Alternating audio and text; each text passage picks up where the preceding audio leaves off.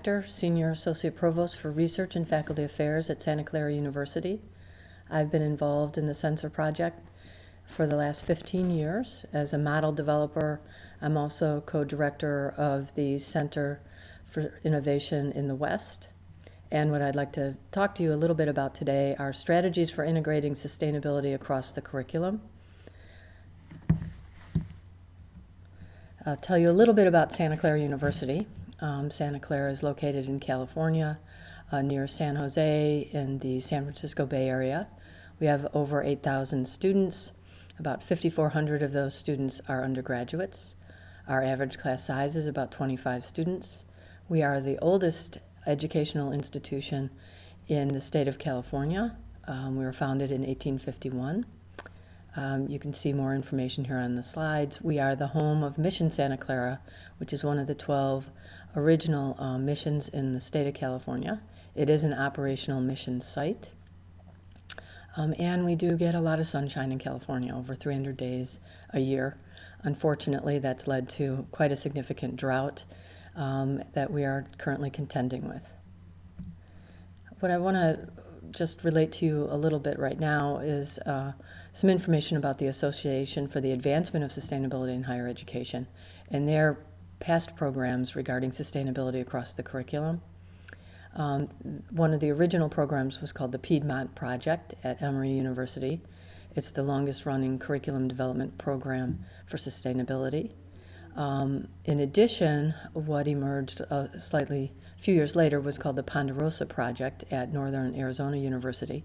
Again, it's a faculty development initiative aimed at bringing environmental sustainability to a wide variety of courses, and more than 150 campuses have used the approach of the Ponderosa Project.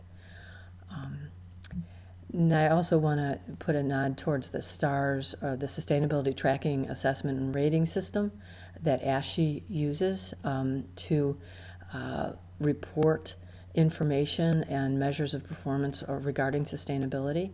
It is a tremendous way for institutions to gauge how they're doing in terms of their sustainability efforts, in particular in sustainability across the curriculum programs. At Santa Clara, in 2007, one of our faculty members, John Farnsworth, started what he called the Penstemon Project. This emerged from the ASHE work, from the Piedmont Project and the Ponderosa Project, hence Penstemon. And John conceived of a sustainability across the program, across the curriculum program at Santa Clara. And it was specifically designed for faculty outside of the traditional environmentally focused disciplines as a way to bring sustainability and incorporate sustainability into a wide variety of courses across the curriculum. And what I call the low-hanging fruit is phase one of the Penstemon Project. So in 2007 and in 2009, there was one workshop run each year. They were typically 2 days long in the summer. Those are programs that a number of faculty participated in and presented work on how to integrate sustainability within the curriculum. In each of those workshops, approximately 20 faculty participated. And so in 2007 and 2009, about 39 or 40 faculty went through those workshops. And those were volunteers, meaning in many ways, and this is why I call it low-hanging fruit, those were faculty that were very much inclined and interested and probably had already thought a lot about how to integrate sustainability within their courses. In phase two of the program, we moved a little bit higher up on the tree, as I call it, because we provided some incentives for faculty to participate in workshops. This is when iPads first were becoming popular, and so as an incentive in 2011, we offered 3 one-day workshops. These were during the academic year. There were approximately 20 faculty who participated in each of the workshops, and each participant received an iPad And as part of the workshops on sustainability across the campus within their curriculum, within their courses, they were also given some instruction as how to use the iPad in education and in their courses. So in 2011, about 60 more faculty were reached. And then John came up with a fantastic idea for what I'll call harvesting the orchard. That is, how do we then move from the low-hanging fruit, a little bit higher up on the tree, but to really reach the core of faculty across the campus to make significant transformational change to bring sustainability truly across the curriculum. So in 2013, John developed a department-based initiative, and he worked closely with my office and the provost office, and we were able to support the efforts in which this initiative would allow each department to conduct an assessment and set a departmental goal about how many courses they would like to see sustainability components in throughout their curriculum. So this would be a department-based initiative with department-set goals, very much a bottom-up process and not a top-down process. But it also moves from an individual faculty member and working within their own individual course to a departmental perspective, which will allow for ultimately greater sustainability because those courses may move from faculty member to faculty member, but the commitment of the department to maintain the sustainability component means that those will continue on year after year and not be so dependent upon individual faculty. So the approach was actually quite brilliant in my opinion, and John has done a tremendous job in coordinating it throughout our campus. One of the key parts of this was a commitment by the provost to offer faculty summer stipends for course transformations. And so if faculty within the department committed to, say, moving a department from, let's say the first assessment was 20% of their courses contained a sustainability component. If they then moved to, as a department goal, 40%, they identified the courses that would then need to be modified. Those faculty would then receive stipends during the summer to do those modifications. And then in the future years, those courses would be offered, moving the department closer to their goal of, say, 40%. What was also a key part of all of this was to identify leadership in each of the different schools, in the dean's offices, who could then help support the project and support those transformations. So we've been working closely with deans to identify a lead associate dean in most cases, who could then help manage the project within each of the schools. The actual effort starts with a review of current courses. And so this is done primarily through our Center for Sustainability. And the executive director of that center is Lindsay Cromwell-Kalkenberger. And she has done a tremendous job of providing support, particularly student interns who would go through the curriculum, go through course descriptions, and actually make an initial assessment of the percentage of courses that have a sustainability component. And I'll explain to you the definitions that have been used to categorize courses in just a moment. Once there is our offices, or I would say the Center of Sustainability and John and Lindsay's analysis of the percentage of courses, then that is shared with the department. And then the department can inevitably take a look at those percentages and go through their own review of their courses to ensure that the data that we've provided or the assessment we've conducted is actually accurate. And frankly, if you understand course descriptions and course catalogs, most of those don't contain enough detail to actually accurately assess sustainability components. Consequently, when the departments then go through and conduct their review, we get much more accurate data, and that information also promotes a discussion within the department that then allows them to set a goal of where they would like to move from what their current percentage of courses is. This allows the department to create then a plan for achieving that goal and what the timeline will be. And then the support provided by Penstemon and John and his team are individual and departmental consultations on how to actually integrate sustainability modules into courses, how to transform courses. And then, of course, the summer stipends for the course revisions that are provide a little bit of an incentive for faculty. Those summer stipends are on the order of $500 to $1,000. They're not gigantic stipends, but they are enough to motivate faculty and to support faculty and reward them for their efforts in integrating sustainability in their courses.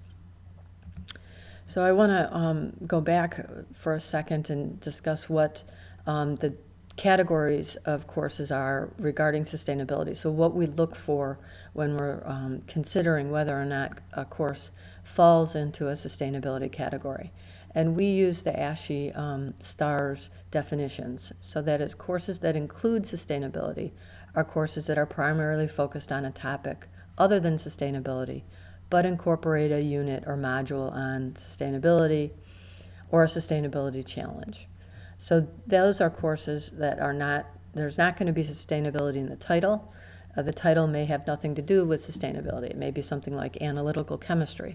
However, there are modules, there are labs, there are components of those courses that actually tie directly to sustainability. And then there are sustainability focused courses where you might find sustainability in the title or very explicitly in the course description, where those courses, the sustainability is a primary or explicit focus, and it's on understanding or solving one or more of the sustainability challenges as outlined by the UN Earth Charter. So those courses are clearer. For example, when a review of a curriculum is done initially by the Center for Sustainability, those are the courses that jump out because it's pretty clear what they are. It's the courses that include just a unit or a module that have a sustainability component that we really rely upon the faculty and the departments to help us identify. So there is a departmental review process. As I said, John is the leader on that with Lindsay Cromwell and the Center for Sustainability and also a whole team of student leaders. We targeted in 2013 and 14 several departments to see if we could see how this process would work. The departments are listed there: civil engineering. Our business school has a business core of courses that all of the business students need to take. It's 9 courses, and we've worked closely with the sustainability leadership team in our School of Business, run primarily by a faculty member whose name is Bill Maines, to integrate a sustainability component in the entire business core. We also have the political science department, the economics department, and the anthropology departments. All those agreed to participate in our pilot effort in 2013-14. We offered 25 summer stipends of $1,000 to faculty in those departments to revise particularly those courses to help move the department more towards their goal. And their goal in some cases was close to 100%. Anthropology and civil engineering, for example, were really moving towards almost getting 100% of all of their courses in the sustainability category. Political science and economics were also already highly anchored in sustainability, but they were very interested in moving their percentage up higher. In summer 2014, what we also did is targeted key science faculty, and this is an important kind of personal component that is a part of the sustainability across the curriculum program. We identified key faculty in chemistry, biology, and physics, and had a lunch conversation with them, and then asked them simply how we should proceed. What's the next best step? And in those cases, they decided, well, we'll go back and poll and talk to our colleagues and come back and let you know how we're doing. And that worked out fabulously.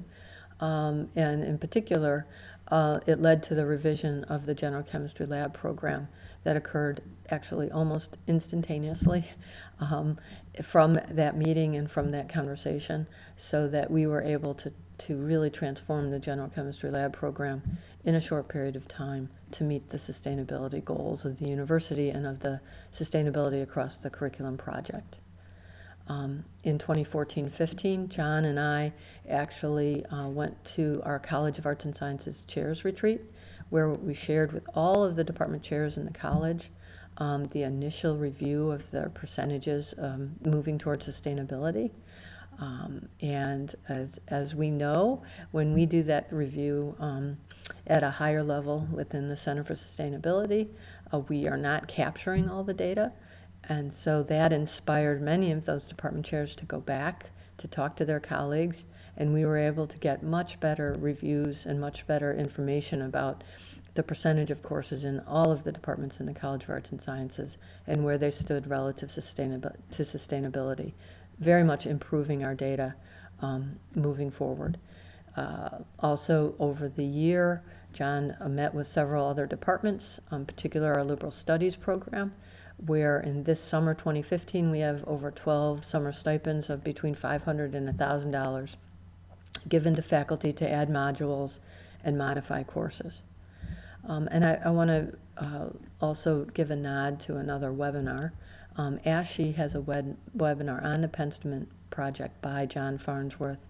There's a link for information there, and that can be contacted or accessed through the ASHE website. Or you can contact John to get more information about how he approaches the workshops that he conducts with the departments and individual faculty. What I want to focus on now are what some of the SENCER resources are regarding sustainability and how they can support an effort and a strategy to integrate sustainability across the curriculum. And I want to focus on the SENCER model courses as resources that are available. There are over now 50 model courses, as I should update this PowerPoint, but over 50 model courses. And a number of them have a focus on sustainability-related topics. So I have highlighted a couple here on this slide: sustainability and human health, and also an older model on global climate warming. A SENCER model course that I'd like to focus on now is called Chemistry and the Environment. The main focus of that course that makes it a SENCER course are campus and community-based projects. Those projects are required of all of the students. Chemistry and the Environment is a non-science majors environmental chemistry course, approximately 40 to 50 students. Sustainability research projects are a cornerstone of the course. The projects are typically done in groups of 4 to 6 students. There is a group project proposal that is a key part of the course. We are on the quarter system at Santa Clara, and so the group projects have to be done in a very short period of time. So a proposal is a key part within the first week of the course, so that the scope and nature of the project can be narrowed and can be identified quickly. I often find that students will propose a course that could be a master's or a PhD thesis and not something that can easily be accomplished in 10 weeks. So what we try to do is narrow that down and come up with a concise project that can be done in the time frame allowed and can result in significant results for the campus. Students are required to do both individual and group progress reports. There's also a final written report that's due, as well as a poster presentation or a website or other media. And what's an important component of this is viewing the campus and the community as a living learning laboratory, and that the students will be doing research on the campus, but also contributing to the work of the campus and to sustainable decision-making on campus. This table gives you an example of a couple projects. One project was hazardous materials in the arts.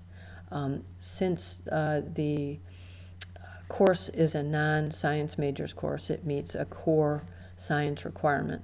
And one year there were a number of art students who were holding off to their senior year to take a chemistry course.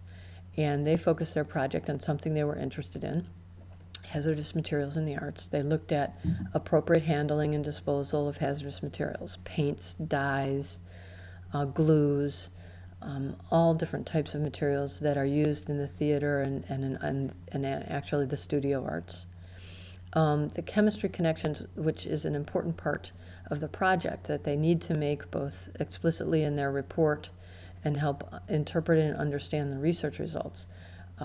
They looked at metals and paints, volatile organic compounds, but then some of the policy-related issues are defining what is a hazardous material, what are MSDSs or material safety data sheets, and then also what are the OSHA and EPA regulations, so that if they, in the end, are working in the arts community later, what are their rights and responsibilities according to OSHA and the EPA regulations. We also ask them to explore waste disposal and questions of indoor air pollution. So one of the outcomes and recommendations from this project led to a ventilation system, a hood ventilation system being placed in the costume shop of the theater department, where they use a lot of dyes and glues, etc., to provide adequate ventilation. And that was an important outcome. Again, when the students do their reports and the students do their poster presentations and websites, what they're asked to do are to provide recommendations to the university campus for improving our efforts of sustainability on campus. And that's exactly what came out of this project. We also took a look at the use of reclaimed water on campus. I mentioned earlier that California is experiencing a significant drought. About a dozen years ago, the campus explored using reclaimed water from the San Jose, Santa Clara sewage treatment facility. That has some implications because those waters tend to be higher in different salts. Initially, some of the reclaimed water, probably about 20 years ago, had a lot of heavy metal content. The sewage treatment facilities, et cetera, have removed the heavy metals, but they still tend to have a lot of salt content, a lot of sodium chloride, potassium chloride, and other types of salts that tend to be less toxic generally, but that level of salt when put on grass or some trees and some plants can cause problems.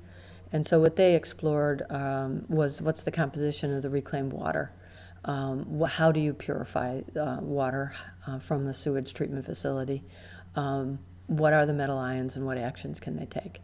And then they made some recommendations to the campus regarding when and how to use it on campus. When a more developed laboratory component was added to the course, a student who worked in our facilities, Chris, who's shown in the picture here, came to me and wanted to convert one of the trucks in our facilities area to biodiesel. And consequently, what we did there was in the laboratory component, we did a project on how to make biodiesel fuel from different oils and fat byproducts. We used, in some cases, used cooking oil from the campus cafeteria, and in other examples we used new cooking oil, corn oil, vegetable oil, peanut oil, etc., to try to determine what would be the best way to make biodiesel. It turns out in the end it was quite successful. We were able to make biodiesel. The last day of lab, Chris drove up with his truck. We poured it in, and he drove away, and the truck continued to function, which I was very happy about. The students were happy. And they also made a recommendation, and their recommendation to the campus was it's probably not economically feasible for the campus to actually go through the process of making biodiesel on our campus, simply because of the toxic and corrosive nature of some of the materials and some of the waste products. And the scale, we on our campus simply do not use enough diesel fuel that would make a scalable biodiesel facility feasible for our campus. And that was an interesting question to explore and an interesting result for our campus. What I want to do now is identify a few other resources from the SENCER portfolio that do relate to sustainability. Some of the models I show you here, slow food, the power of water, renewable environment, brownfield action, energy in the environment, environment and disease are some that show, again, a relationship to sustainability. These models are available on the web, and different components of them could be used to integrate a module or even transform a course to have a greater sustainability component. Two 2014 models that are key to potentially integrating components of sustainability into a wide variety of classes are Climate Change Science and Economics, which is more of a social science course that was developed by Denise Conan in the Department of Economics in University of Hawaii, Manoa, also with her colleague Julia Morgan in the philosophy department. That provides a tremendous amount of information and economics models related to climate change. And then Pollinators, a case study for systems thinking and sustainability by Susan Cousteau and others at Southern Connecticut State University. It's a fantastic course that integrates a different way of thinking about systems and sustainability. Now I'm giving you here on this last slide some links at the SENCER website, the SENCER resources website where you can actually search resources related to sustainability, the ASHE organization website. ASHE gives you information about sustainability in higher education. Santa Clara University Sustainability website also provides information on how to integrate sustainability into your courses, also on how to use the campus as a living learning laboratory, and different projects we've done on our campus over the years related to sustainability. And lastly, again, a link to a webinar that John Farnsworth created recently on how he does his workshops related to sustainability across the curriculum.